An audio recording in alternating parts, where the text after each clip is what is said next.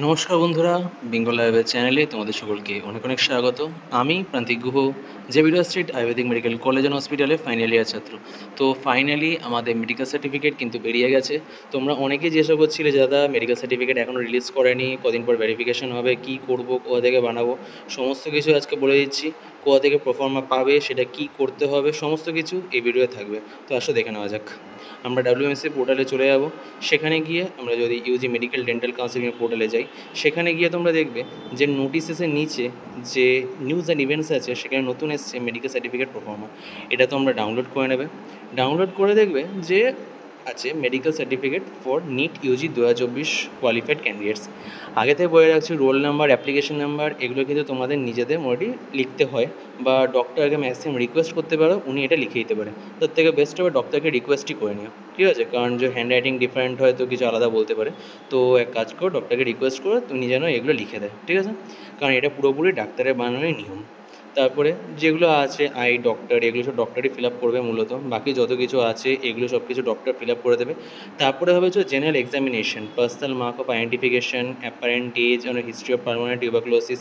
এগুলো সমস্ত কিছু ডাক্তাররা তোমাকে চেক টেক করে, তারপরে হাইট, ওয়েট, BMI, চোখ চেক করবে, যত কিছু আছে এগুলো মোটামুটি চেক করে লাস্টে এখানে ডেট, প্লেস আর নিচে ডক্টর নিজের সিগনেচার, রেজিস্ট্রেশন নাম্বার, ফটোতে একটা অ্যাটাস্টেড করে দেবে ডাক্তার।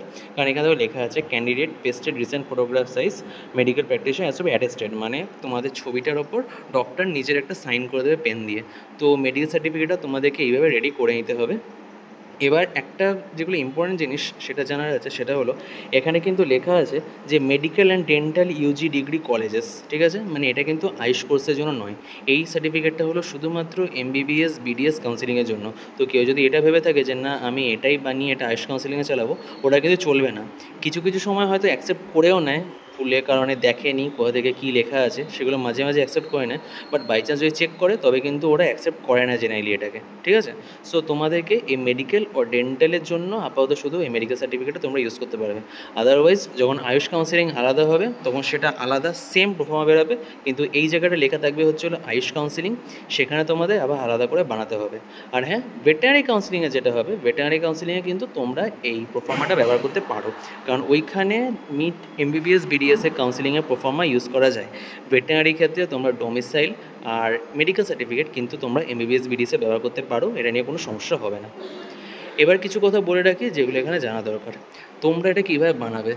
জেনারেল নিয়ম হচ্ছে হলো তোমরা কোনো সরকারি হাসপাতালে যাবে, সেই সরকারি হাসপাতালে গিয়ে জেনারেলি মেডিসিন ডিপার্টমেন্টে মূলত এই অ্যাপারেন্ট এজ, চেস্ট, সমস্ত কিছু হাইট, ওয়েট, BMI এগুলো চেক হয়। তারপরে অপথ্যালমোলজি ডিপার্টমেন্ট বা ENT ডিপার্টমেন্টে যাবে, সেখানে গিয়ে তোমাদের চোখের পাওয়ার কত চেঞ্জ হয়, কালার ব্লাইন্ডনেস আছে কিনা এগুলো চেক হয়।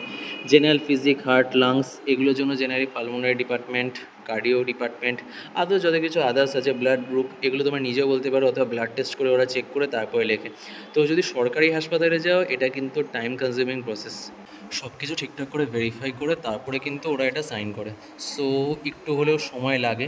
এর থেকে ভালো তোমরা যদি কোনো প্রাইভেট ডক্টরের কাছে যাও, তার কাছে গিয়ে যদি করিয়ে নিতে পারো এটা আরও ভালো, কারণ সেক্ষেত্রে তার কাছে এতগুলো টেস্ট করার স্কোপ থাকে না, সে ওভারঅল একটা জেনারেল এক্সামিনেশন করে তোমাদের মোটামুটি এইসব ইনফরমেশনগুলো বলে দেবে। তো আমার যেটা পার্সোনাল ওপিনিয়ন, আমি যখন করেছিলাম আমাকে 3বার বানাতে হয়েছিল 3টে আলাদা কাউন্সিলিংয়ের জন্য, তো আমি এইটা করেছিলাম। এবার বাকি তোমরা সরকারি হাসপাতাল থেকে যদি করতে চাও সেটাও করতে পারো, অথবা প্রাইভেট থেকে যদি করতে চাও সেটাও করতে পারো, এটা সম্পূর্ণ তোমাদের ব্যাপার। মেডিকেল সার্টিফিকেট প্রোফার্মা চলে এসছে, এটা খুব তাড়াতাড়ি বানিয়ে নাও, কারণ এটা কিন্তু তোমাদের কাউন্সিলিংয়ে খুব ইম্পর্টেন্ট একটা পার্ট। এটা কিন্তু না থাকলে তোমাদের ভেরিফিকেশন হবে না। ওকে, এরকমই আরও ভিডিও দেখার জন্য please like, share and subscribe Bengal Ayurveda. ধন্যবাদ।